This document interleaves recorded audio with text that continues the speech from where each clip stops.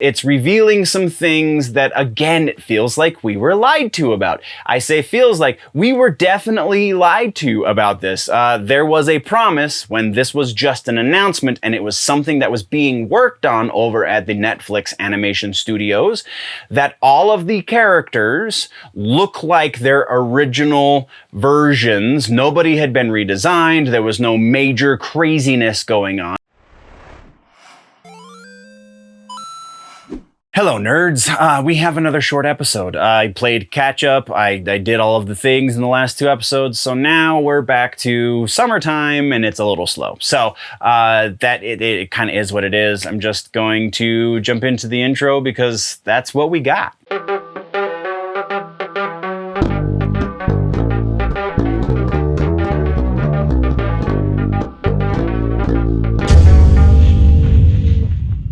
Okay, so for housekeeping, there's not a whole lot. Just a real quick reminder, if you haven't already, then please do subscribe. Definitely helps out the show a lot.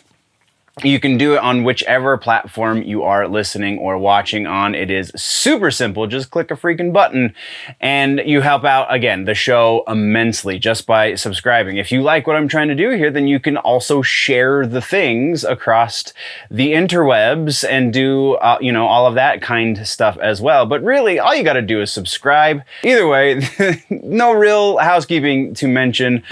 So let's jump into the news. So first up, we're starting with music. In music, we do have a couple of new videos to talk about. First up is Times of Grace. Remember, this is the other Killswitch Engage side project. Adam D and Jesse Leach are doing this. They have since added a third member. I didn't catch his name in the research because it's mostly about this new song. The name of the song is Rescue. The name of the record it comes from is Songs of Loss and Loss and Separation. And then the release date for the new record is July 16th. So we are still about a week out from that. But New Times of Grace, sorry, confused the two bands. New Times of Grace is definitely worth a shot. This is the third single, I believe, coming from this record. So go check it out. The next video we're talking about real quick technically isn't a video per se because there's no actual production behind it aside from some lyrics on a screen in a fancy way. So it's a lyric video, but it's for the new Aaron Lewis solo song.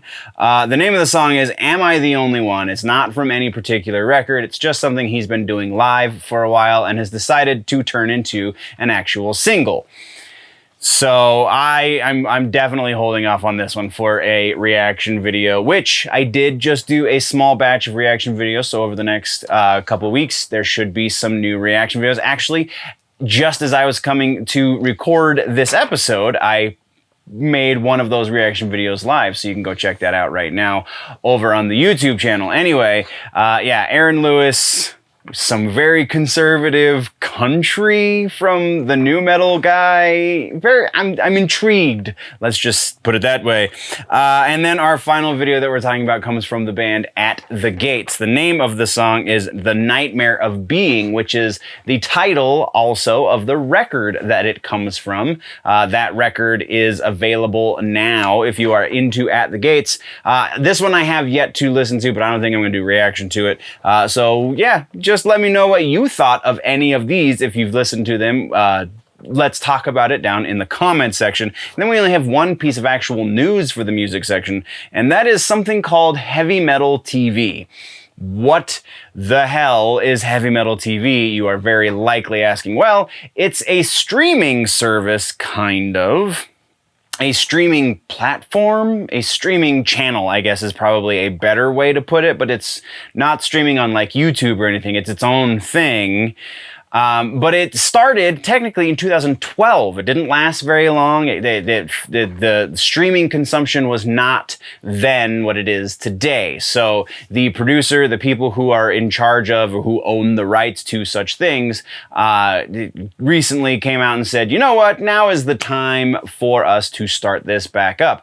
And they did. July 5th was the first day that it went live. So it is up now. You can find a link down in the description description.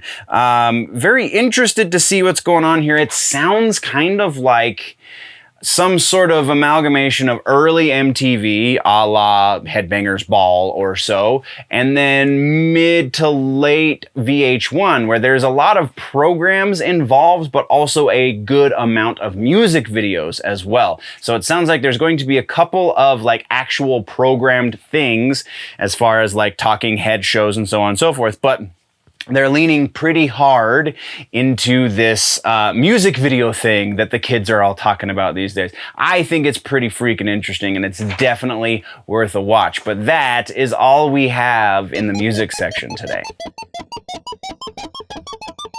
Oh, let's get into gaming and tech. This is one of our largest sections for the episode. The largest section is going to be the rumor section, but you know, that is what it is. Either way, we have one follow-up, and that is on the Nintendo Switch. We've been keeping tabs on rumors and potential announcements for the Nintendo Switch Pro, and now we kind of got something from that, a little bit, maybe, kind of.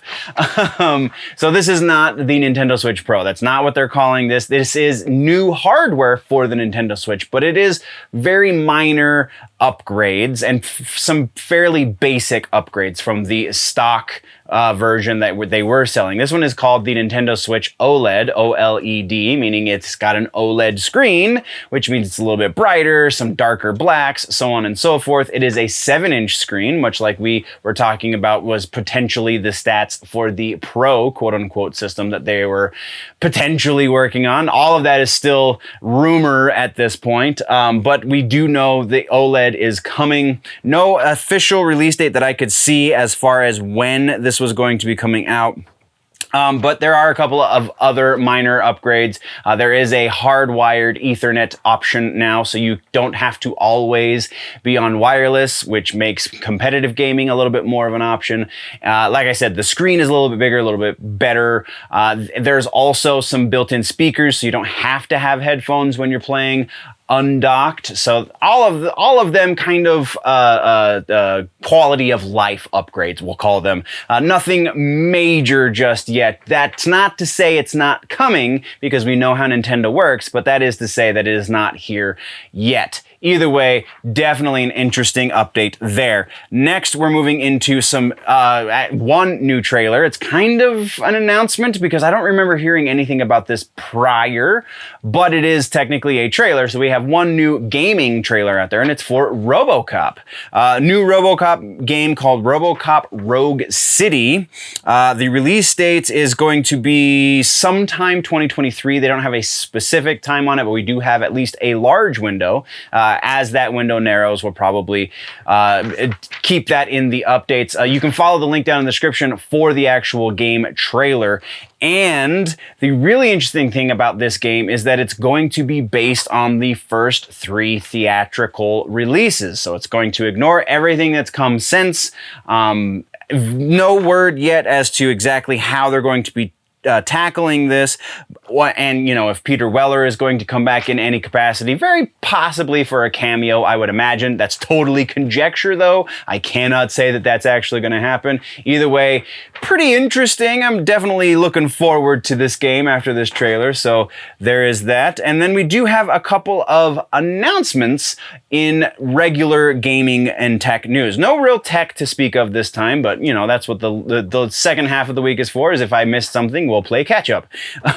So first up is Lord of the Rings Gollum. I believe we've actually talked about this before, so this is technically an update, but this is more than just a minor update. This is kind of a borderline major, we'll say that. This, before we got the announcement that it was going to be out sometime in 2022, that was kind of it. This is narrowing it down to a season, so we're looking at fall of 2022. There is also a trailer, if you follow the link in the description. It's actually a Twitter trailer, so you kind of have to follow the link and then go to the Twitter thing that's linked in the link. Either way, very interesting. Looking forward to this because it's a very unique take on the property. But we're moving on to our last piece of gaming news, and that is Star Wars: The Old Republic. This is a decade-old game. It is an MMO, if you are not familiar. Star Wars MMO, yes please and thank you. Kind of. I mean, there's a way to do that, great, but apparently the people who agree with me are few and far between on that way, because they've made an attempt previously to do a Star Wars MMO game the way I feel like a Star Wars MMO game should go, where it was very difficult to become a Jedi. And the fans hated it, and everybody complained, why is it so hard to be a Jedi? Anyway, I'm birdwalking.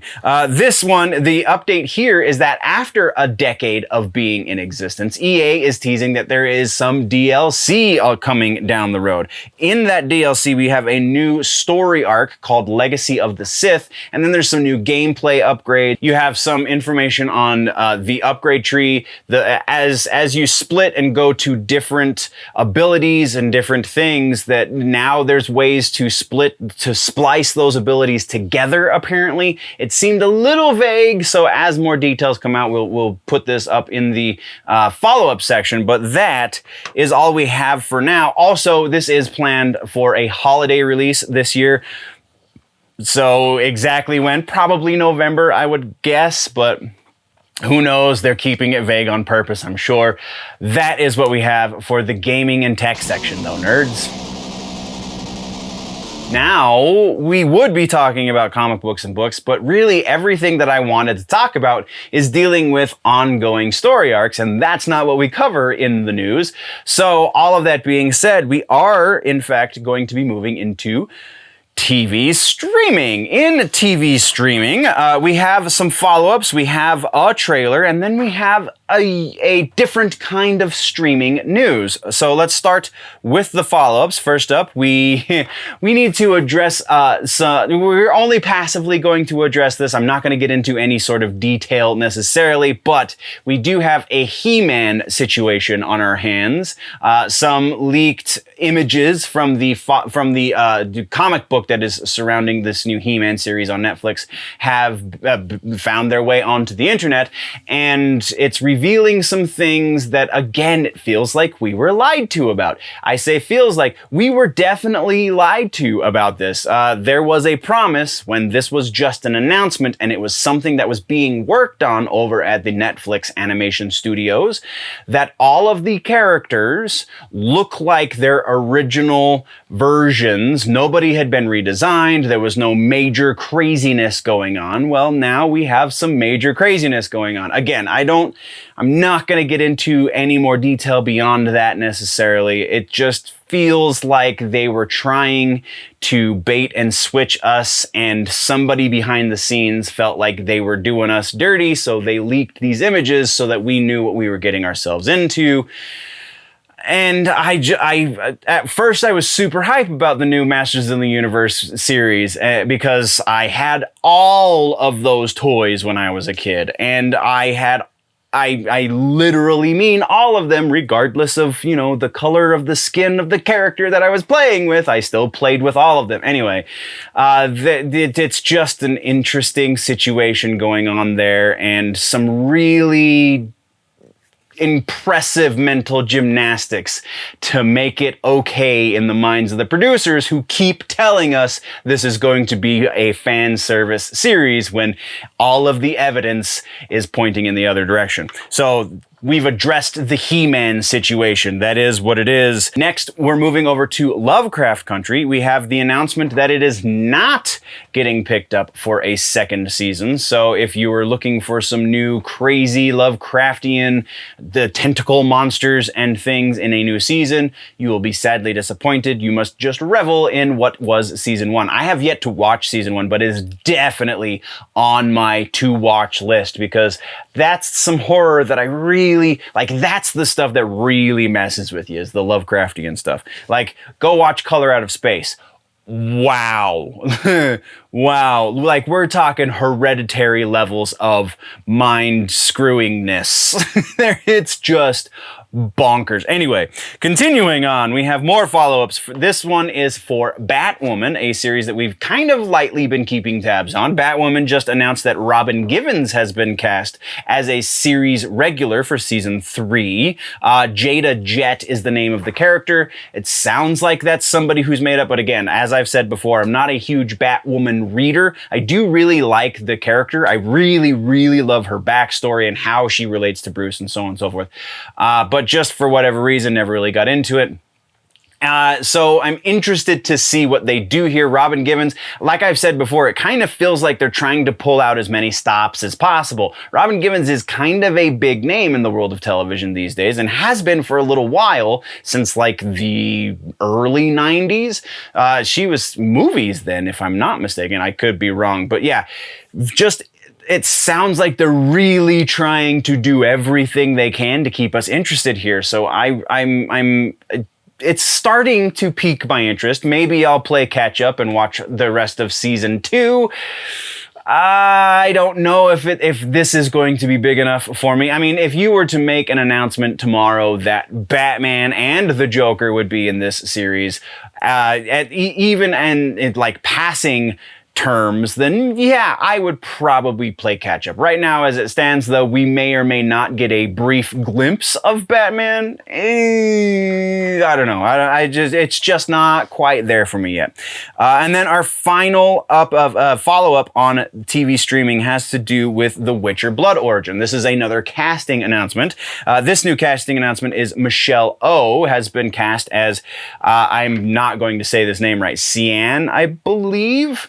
Not super familiar with the Witcher series, though that is pretty significant. Michelle Yeoh is a major actor at this point. I really, really like her on Discovery. Her character is one of the reasons I even continued to watch that show. So yeah, very interested to see what happens in this prequel series for The Witcher. That is all we have for follow-ups. We have one trailer to talk about that just launched, the final chapter in the Netflix Transformers anime series. It's Transformers War for Cybertron. This chapter is called Kingdom. Link can be found in the show notes. Set to release July 29th. So the end of this month, we will see the release of the most recent Netflix Transformers anime series. And so far, so good, man. Nothing really to complain about here. It's been pretty fun. We're going to keep on hoping that it maintains that fun. But that is what we have for trailers. So our one piece of actual news, like I said, this one's pretty interesting as far as streaming goes, because this isn't necessarily visual streaming. This is audio streaming. This is a new podcast, kind of, but it's also going out on Sirius XM. So for that reason, I felt like this was definitely newsworthy, but also for the other side of this being what the show is. The show is called The Megyn Kelly Show. Not really generally nerdy fare, if you will, because Megyn Kelly is a political talking head, but it's significant. I guess I can't say it's necessarily relevant, but it's definitely significant that Megyn Kelly is getting her own show, and it's on a pretty huge platform, albeit an audio platform. And also, it sounds like after the episodes have aired live on her Sirius XM, whatever channel it's going to be coming across, they didn't say if they're creating a new channel for her or if she's going to be broadcast on an existing channel. That was not made 100% clear, but it's relatively irrelevant to the conversation that we're having here, in that she's a conservative talking head who has been shunned by television at this point. She left Fox News, went to NBC, and got bought out of her contract at NBC because of really silly reasons. And honestly, all of the press releases, all of the coverage that I saw for this was really interesting, in that it left the reasoning for her firing, quote unquote, from NBC out of any of the vocabulary that they included to let the world know that Megyn Kelly is getting her own series again. So very interesting there, but again, not getting into the politics. I just feel like it's pretty relevant in this world where we have a seeming war against conservative thought by most major media outlets. At least that's what all of the big conservative talking heads want us to think anyway. And there's a fair amount of evidence, again, bird walking. But it's just interesting that she is breaking this new ground on, I guess it's not too crazy because, I mean, talk radio has always been fairly conservative heavy. So the fact that it's making its way over into the realm of audio, Sirius XM, so on and so forth, isn't as crazy as maybe I thought it was when I first found it, but it's still significant because I can't think of anything on Sirius that is along these same lines, and definitely no high profile podcasts aside from kind of Joe Rogan, but Joe Rogan is not really conservative. He's just an intelligent thinker. He's a curious person. Anyway, so yeah, that is what we have for TV streaming. I know it's a kind of a weird note to go out on, but that's where we're going. And now we are talking movies. This is the smallest section, aside from comic books, which didn't exist, but this is the smallest existing section for the episode. 2 pieces. First piece is a trailer. The new trailer for the next Fear Street movie has been released. Again, Netflix got the rights to this R.L. Stine thing. Link can be found down in the show notes. So I watched Fear Street, and I'm going to give you just my brief kind of synopsis. So if you want to, I'm going to try to not spoil it. It'd be really hard to spoil it in a brief review-ish. The one qualm that I had with this, being something of a horror fan, being something of an R.L. Stine fan, the one major qualm I had with this movie was the editing. Not even necessarily the video editing, but the audio editing was kind of hot garbage. I had a blast watching this movie. So the first movie anyway. So if you're looking for a pretty good time and you can get past the audio weirdness, because like I will say this about the audio editing. You listen to, like, it's like they only could get the rights to 5 seconds of every song you ever heard from the 90s. Because that's what they do, is they play about 5 seconds from every song you ever heard in the 90s. It's a little disorienting on the audio side of things. But again, assuming you can get past that, it's a lot of fun. It's definitely not the best horror movie ever, but it definitely has a unique twist on a lot of tropes that we've been getting in slasher type movies since the 80s. So I dug it. Definitely worth a watch. Definitely going to be continuing to watch these. So the next movie, again, Part 2, 1978 is what it's called, will be coming out sometime soon. I don't believe there is a proper release date for it just yet. It still says coming soon. If I can find out otherwise, I will definitely follow up in the next episode. So the last piece for the movie section is an interesting one into itself as well. And it's about a movie called Rebel Moon. What is Rebel Moon?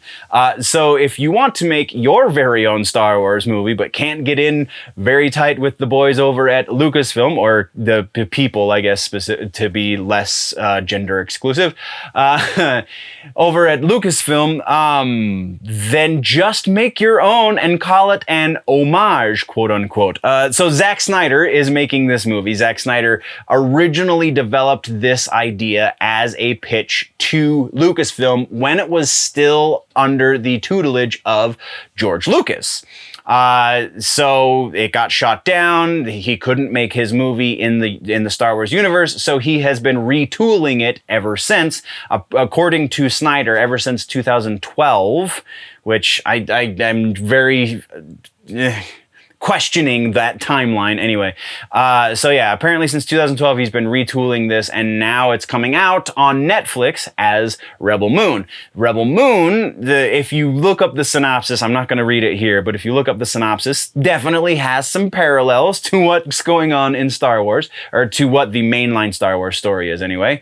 And Snyder, if this does well, Netflix is going to assumably let him build this also into its own universe. So we will have the Snyder Zombieverse, and then the Snyder Starverse, or Moonverse, Rebelverse, I don't know.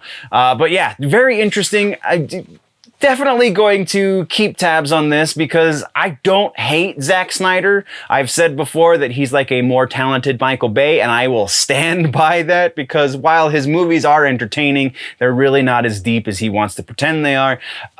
So interested, but I don't know, not necessarily holding my breath. But that is where we stand on the movie section.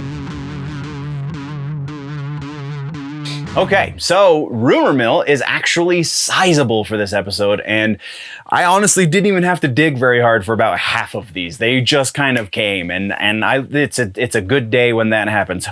Hopefully next episode, the rest of the show will go the same way. Anyway, so we have no confirmations, refutations necessarily, unless you watched the gaming and tech section, in which there is kind of a confirmation, but it doesn't quite qualify because it's not the Nintendo Switch Pro. It's just a new hardware version. Anyway, so we're moving into proper rumors, and the first proper rumor is that Spider-Man No Way Home, the entire script has apparently leaked online. Now, I'm putting this in rumors in spite of a number of quote-unquote insiders saying, oh wow, yeah, that's legit, because it hasn't been taken down yet, and usually that's a pretty good sign. Also, because we know Kevin Feige, we know how tight of a ship he runs. We also saw what happened when we were guessing at WandaVision, all of those quote-unquote leaks that came out that showed us Magneto in WandaVision were all hot garbage. So this one I'm kind of taking with a giant grain of sand or salt, because it just doesn't jibe with what we know of the behind the scenes mechanics. So likelihood that this is legit, because it is a leak, it's going to be difficult for me to give it very high. And also because it's a quote unquote Marvel leak. I know technically Spider-Man is a Sony picture, but it's very tight in with the Marvel crowd. So that's even less likely in my head. So I'm gonna put this at 30%. I feel like that's actually a spot-on likelihood for this leak, because to go any higher would be generous, to go any lower would be silly, would be naive, I guess. So yeah, we're putting this at right about 30%. If you want to go look for it, do it. It's very interesting to see what might actually be happening. There is no explanation in there as to why Doctor Strange has that shovel in the Funko Pop toy, or whatever the toy was, rather. So that's also another thing. It's like, maybe this isn't a thing, but who knows? Maybe I just missed it in my reading. Whatever. So next we're continuing in that line of thinking, we're talking about Doctor Strange is reportedly getting a series over on Disney+. Now, it's not exactly what you're thinking, because reportedly in the Multiverse of Madness movie, we are going to get introduced to Brother Voodoo, who very potentially, according to the rumor, is going to be renamed from Brother Voodoo to Dr. Voodoo, which has happened in the comic books. So Dr. Voodoo is going to be introduced into the movie, and then in this rumored series is going to be the passing of the torch from Benedict Cumberbatch's Doctor Strange, that's a lot of words, to Dr. Voodoo in the series. So a lot of weird going on there. Potentially, if this rumor is true, then it's not going to be actually called Doctor Strange, the series. It will be probably something like Sorcerer Supreme or something along those lines. But even if that happens, we are still many years away from them going into any kind of development for it. So it kind of is what it is there. So likelihood that this is legit. I'm going to take this in two different likelihoods. So the first one being that we get introduced to, I'm sorry, I need to read the guy's name again. Not Brother Voodoo, obviously I know that part. Jericho Drum, the name behind Brother Voodoo. The likelihood we're going to be introduced to Jericho Drum. Maybe he'll be introduced as Brother Voodoo as well. Maybe or Dr. Voodoo, whichever. Maybe the transition might happen at some point throughout the movie. Maybe, possibly. Honestly, I'm thinking more likely if this happens, it's going to be Jericho Drum, and then any character development beyond that will be based on how the fans react to that name. So, likelihood that we will see Jericho Drum in this movie to some capacity, even a very small capacity, I'll put that about 60%. That seems to go very in line with a lot of things, again, that we know are going on behind the scenes at Disney. So, 60% likelihood we will see Jericho Drum somehow. Brother Voodoo, maybe. Dr. Voodoo, maybe. Jericho Drum is the more likely version of that. Likelihood that there is going to be a Sorcerer Supreme series or even a Doctor Strange series on Disney Plus. As it stands right now, in the near future, that's at like a 0%. If we extend the timeline a little bit further, I'll raise that up to about 40% that this will happen in a series. Honestly, if we go too far down the timeline to start this, then I bet Benedict Cumberbatch passes the torch, quote unquote, off camera. It's not actually going to happen unless it happens in one of the mashup movies. Who knows? But yeah, likelihood that a series dealing with the Sorcerer Supreme will happen. Yeah, I'll give it in 5 years' time. Ooh, again, probably 40% there. All right, so our next rumor has to do with some gaming awesomeness, and this one, I gotta bump up because we've heard a variation of this rumor a number of times. This is the Silent Hill rumor that Konami is somewhere in development for a new Silent Hill game. So because of what we know just happened, what do we know just happened? Konami just struck a deal with a production company called Bloober. Bloober has done multiple well-received horror games in the past. Bloober is the one that made it known that they have signed the contract with Konami, so that has definitely fueled this fire. So, because we already know, Konami has kind of made some cryptic messages, has said, you don't know what's working behind the scenes, and we do, and you're going to love it, and blah, blah, blah. It's all kind of, I think they're wanting us to think they're making a Silent Hill game because eventually they're going to make a Silent Hill game. And I think this Bloober partnership, because they didn't buy them, this is just a partnership. This Bloober partnership is definitely a sign that it is heading in that direction. So likelihood, last time I believe we gave the likelihood something along 55, 60%. I'm going to bump that up just a little bit. We're going to go about 65, 70% likelihood that this is becoming a thing. We're gradually moving up until we get something a little more hardcore as far as like behind the scenes, corroborating rumors, something along those lines. Because really this is just the same people saying, see, I told you, see, I told you. So until we get something more, I don't know if we're going to be able to go over 70%, but 70% is pretty strong. Next, we're talking about Wolverine in the movies again, and actually very specifically Hugh Jackman's Wolverine in the movies. This one's kind of silly because it's just Hugh Jackman trolling fans. He's posted some things recently, a picture with him and Kevin Feige, a picture that Boss Logic drew of Wolverine's claws, a couple of kind of cryptic things.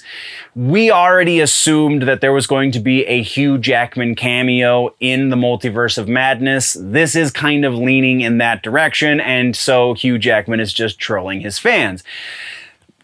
So likelihood we're going to see Wolverine again live action from Hugh Jackman in the movies is pretty freaking likely. I'm putting it at 85%. I would be very surprised if we didn't get a very small cameo to some degree from Hugh Jackman in the Multiverse of Madness. If that doesn't happen, color me astonished. Our next rumor has to do with Captain America 4, the next Captain America movie. Reportedly, the main villain will in fact be Sharon Carter. with the ending of Bucky and the Winter Soldier, or Bucky, Falcon and the Winter Soldier. Bucky is the Winter Soldier. With the ending of Falcon and the Winter Soldier, that kind of got things going. And now we have an insider, those lovely insiders saying that, yes, in fact, Sharon is going to be the villain. She's going to turn very hard into the villain for the movie.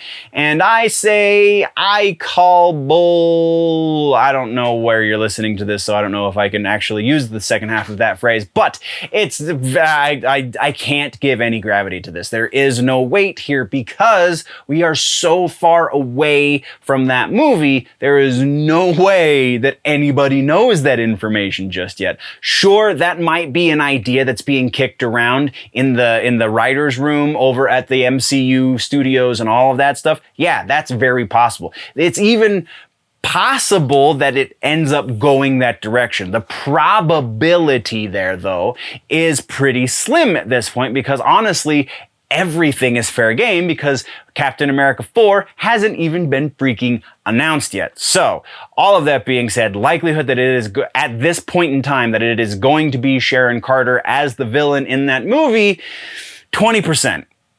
And that's generous. Moving right along, we're talking about the Old Guard. Old Guard, we do know now, because Charlize Theron has made it known, she is the producer on it, has made it known that the script for the second movie has been finished and they will be going into production very soon. Or actually, 2022, I think, was the actual official announcement. Anyway. So with that news, we now know that things are in fact moving forward at Netflix, and that's fueling rumors that say, oh, Netflix has already greenlit Old Guard number 3. We do know that Netflix is looking for a movie franchise that they can turn into their very own MCU. We absolutely 100% know that that is a thing. They have made no bones about it. Is the movie franchise going to be one that is led by Charlize Theron, or is Charlize Theron a little too expensive to go franchise with? I feel like that's very dependent on the performance of this next movie. So to say that they have already greenlit number 3 at this point is naive, is definitely reading your tea leaves the wrong way. So likelihood that at this point they have greenlit that movie, very unlikely, 10%. And I feel like that's pretty accurate. All right, so moving on next, we're talking about Fast and Furious. We have another Charlize Theron rumor. This one has to do with John Cena and Charlize Theron. So Cypher would be Charlize, and then I forget the Toretto, Dominic's little brother. There is reportedly going to be a spin-off movie that is going to deal with those two characters. Again, I feel like Charlize is a little too expensive. She has been in, what is it now, 2 Fast and Furious movies? 2, 3? Kind of 3. She had a cameo in one, so 3. So, I mean, this one's got a little bit more credibility. Hobbs and Shaw did really well, and this is the 5th largest franchise in movie history. So, likelihood that this is a thing at this point, yeah, I'll put that up pretty high. I'll put that at about 50%. Beyond that, I feel like you're stretching, but 50% likelihood that we will see a Cypher and the Little Toretto spin-off movie, whatever that turns into. Our next one has to do with the Batman. This one I feel like it's just a rumor that's repackaged from a different quote unquote insider, and that is that we are going to get a cameo from the Joker, and duh, it's Batman. There's going to be some sort of reference to the Joker. This one is saying we will see Joker on the screen, but it will be just a cameo. Again, pretty freaking obvious at this point, especially if they plan on making this more than one movie. So I'm putting this one at 80%. Again, I'll be very surprised if we don't see this. Our final rumor for this episode has to do with Grand Theft Auto 6, another gaming rumor. So this rumor says that the previously reported rumored release time frame is a little premature. Previously, they were saying 2023, and now we have somebody who's actually pretty legitimately an insider, somebody who has made announcements before that have come true very regularly. He works for freaking Forbes. I can't remember the guy's name right now, but he is saying two things about this. A, 2023 is way too early. At the earliest, it'll be 2024 that they release this game, and very likely it'll probably move into 2025. So that's 7-8 years between games. Kind of makes sense. Means probably Rockstar's working on that and something else. But also, the other thing he's saying about this is it's going to be a revisit to Vice City. It's going to be a modernized version of Vice City. They have revisited things in the past, not super frequently, so I can go either way on that part of it, but the time frame makes a little bit of sense to me. So this one I'm going to put 24, 25, somewhere in that neighborhood for a release date. We'll put that part of this at it seems pretty good, 70%. Likelihood that it's a revisit to Vice City, I feel like that's the less likely part of this rumor, so we'll put that right about 40%, just because that feels disingenuous. The other half of this totally makes sense in my head. The rest of this, not so much. So that, my nerds, is the end of the rumor section. It's also the end of the episode. What did I miss? What should we talk about in the next one? Let me know in the comments down below. If though you want to go deeper in the conversation, jump over to the website, generallynerdy.net, patreon.com/generallynerdy if you want to support and contribute more actively. That is the place to do it, is over on the Patreon. And you get more content and so on and so forth. So go check out all the things. Find me on the socials, do the stuff and the junk and the jazz and the hey. You can click or tap the boxes that are appearing on the screen to see other things that are going on the channel. Like I said, we're doing those reaction videos a little bit more frequently these days, so check that out. Thank you very much, nerds. I'm going to head out now, but before I go, always remember that if it's generally nerdy, it's probably here.